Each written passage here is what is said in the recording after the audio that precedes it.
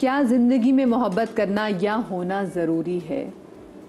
मेरा ख्याल में इसके बगैर तो ज़िंदगी है ही नहीं। बिल्कुल। आपको जो आपके अंदर अगर जज्बात हैं मोहब्बत के, ज़रूरी नहीं है वो किसी फ़ीमेल से ही आपके हों से वो आपकी बेटी भी हो सकती है जिससे आपको मोहब्बत हो, आपकी बिल्ली भी हो सकती है जिससे आपको मोहब्बत हो।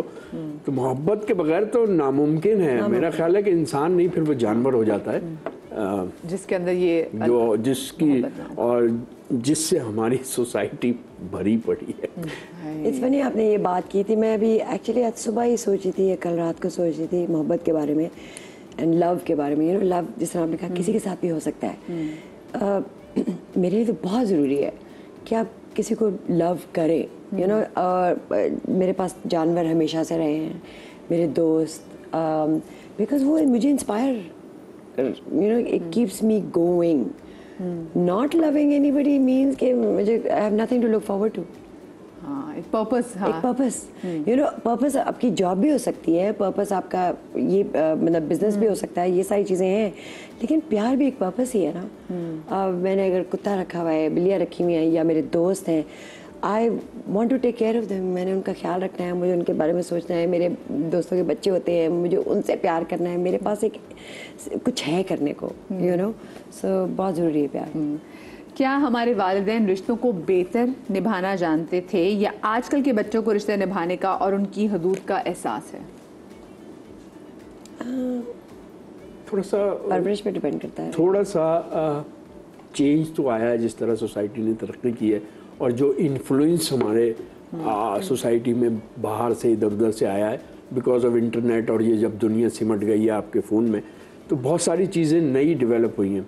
लेकिन जो हमारी इक़दार थी वालिदैन से या वालिदैन का बच्चों से, वो एक पूरा माशरती सिस्टम था, उसमें थोड़ी सी दरारें तो पड़ी हैं। लेकिन उसे इसलिए गलत नहीं कहा जा सकता कि सोसाइटी ने तो आगे ही बढ़ना होता है, तरक्की को कोई रोक नहीं सकता। कुछ अच्छी बातें हुई हैं, कुछ बुरी बातें हुई हैं। नौजवान नस्ल में वालिदैन के लिए जो ज़रूरियात थी हैं उनकी वालिदैन की, वो थोड़ी सी कम हुई हैं। और वालिदैन का बच्चों पे मेरा ख्याल है ठीक ही है, क्योंकि मुझे ज़्यादा एक्सपीरियंस नहीं है क्योंकि मेरे फादर की जल्दी डेथ हो गई थी। तो माँ थी, उसने ही सब कुछ किया था, उसने ही बढ़ाया, फिर उसने एक औरत के हवाले कर दिया और फिर उस औरत ने मुझे बढ़ाया। अब मैं अपनी बेटी के हवाले हो गया हूँ, अब वो मुझे सुधारने की कोशिश कर रही है। तो ये सारी चीज़ें तो सोसाइटी का हिस्सा हैं जी। इसमें उतार चढ़ाव होता रहेगा, तब्दीली होती रहेगी। राशिद भाई, आपको वैसे जैसे आपने बात की कि आपके फादर की जल्दी डेथ हो गई थी, तो आपको ज़िंदगी में कहाँ कहाँ ज़्यादा ये फील हुआ कि मेरे फादर नहीं है?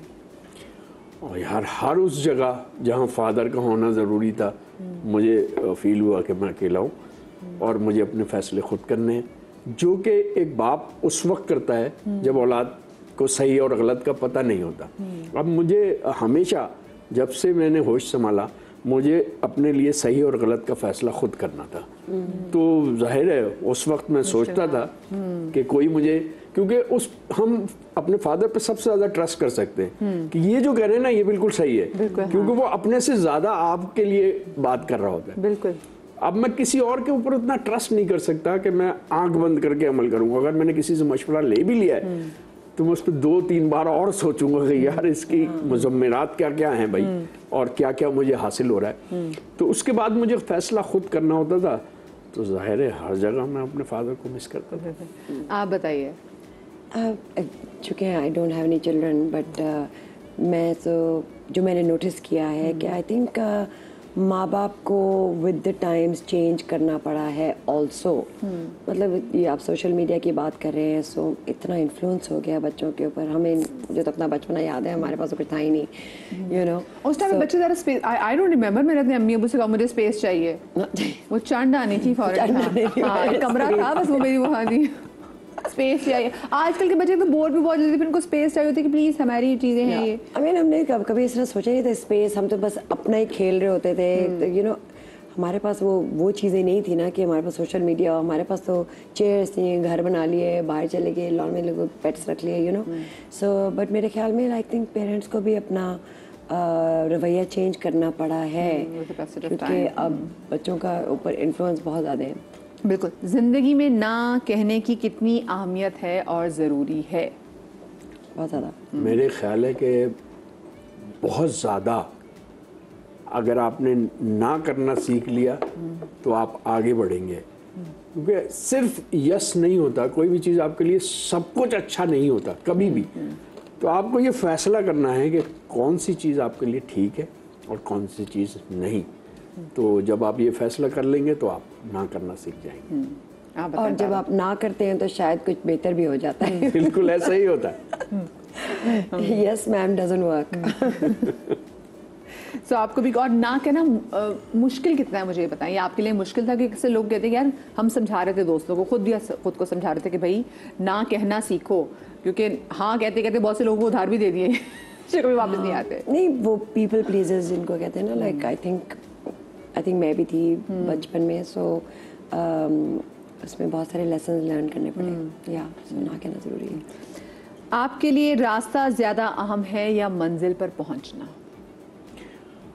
मेरे लिए रास्ता, क्योंकि मैं सिर्फ अगर मंजिल पे पहुंच गया तो मैं वो कुछ नहीं सीख पाऊंगा जो मैंने रास्ते में सीखना है, और मैं मंजिल पे पहुंच के भी तशना ही रहूँगा और कंप्लीट नहीं हो पाऊंगा। लेकिन अगर मैं रास्ते से गुजर के मंजिल पे पहुंचा हूँ तब मैं सेटिस्फाई भी होऊंगा, ज़्यादा हासिल भी किया होगा। तो मेरे लिए तो रास्ता है। मेरे लिए भी रास्ता ही है, बिकॉज डेस्टिनेशन में पहुंचना बोरिंग। मतलब अगर पहुंच गए उसके बाद क्या, कोई नई डेस्टिनेशन ढूंढनी पड़ेगी, यू नो। सो वही मैं कह रही हूँ, जिस तरह अपने आप को इंस्पायर्ड रखना आसान नहीं है, यू नो। आप एज यू गेट ओल्डर तो you know things start fading, so वो कोई ना कोई चीज़ ढूंढनी पड़ती है। सो अगर रास्ता चल रहा है, और एक बल्कि मैं तो समझती हूँ स्ट्रगल भी बहुत एक मज़ेदार चीज़ है, यू नो। हाँ, हम सब ने स्ट्रगल किया है, मैंने भी बहुत स्ट्रगल किया है, you no.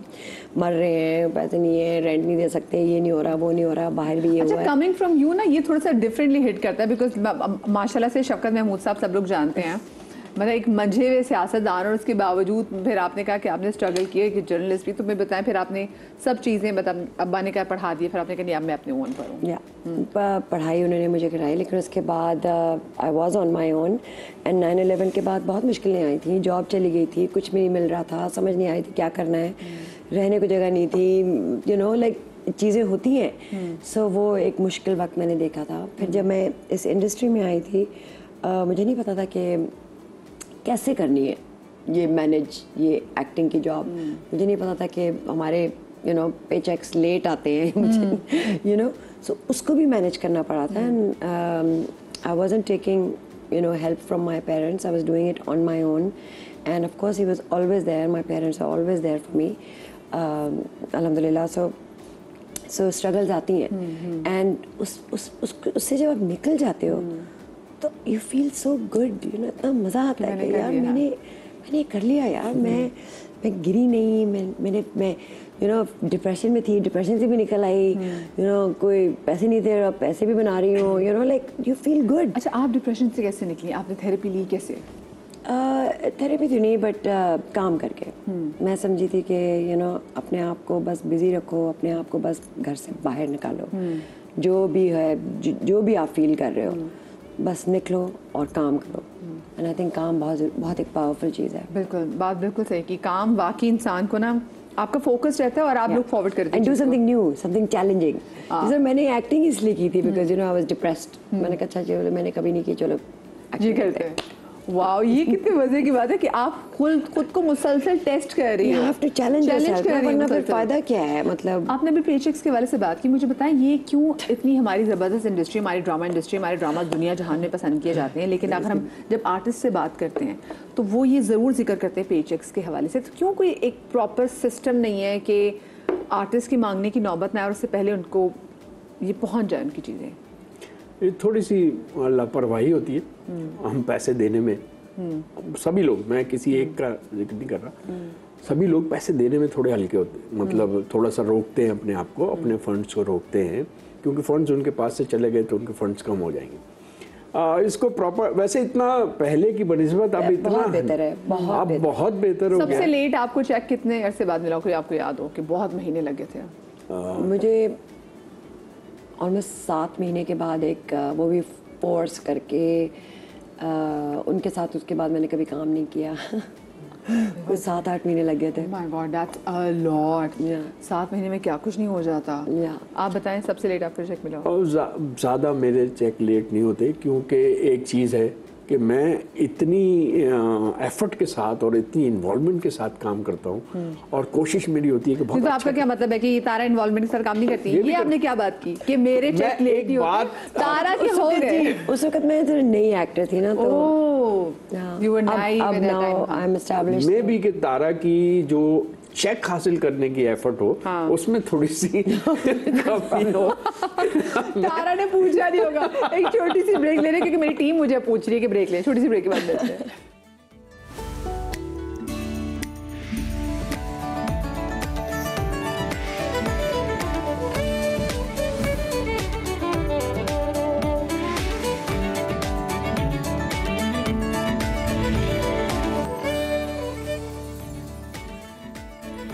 Ji welcome back after the break. Tara Mahmood और राशिद फारूक साहब हमारे साथ मौजूद हैं, और मैंने इनके साथ अभी खेला सेगमेंट, वैसे हम उसको ये नहीं कह सकते खेला, लेकिन हमने बड़ा मज़ेदार सेगमेंट आपको बताया जो आपके और मेरे दिल की बहुत करीब है। दिल की बात, उस सेगमेंट में इनसे दिल की बातें पूछी, और एक दिल की बात मज़ीद इनसे पूछना चाहूँगी कि माशाल्लाह से अब तक आपने जितनी भी ज़िंदगी गुजारी है, उसमें ज़िंदगी ने आपको क्या 3 चीज़ें सिखाई हैं?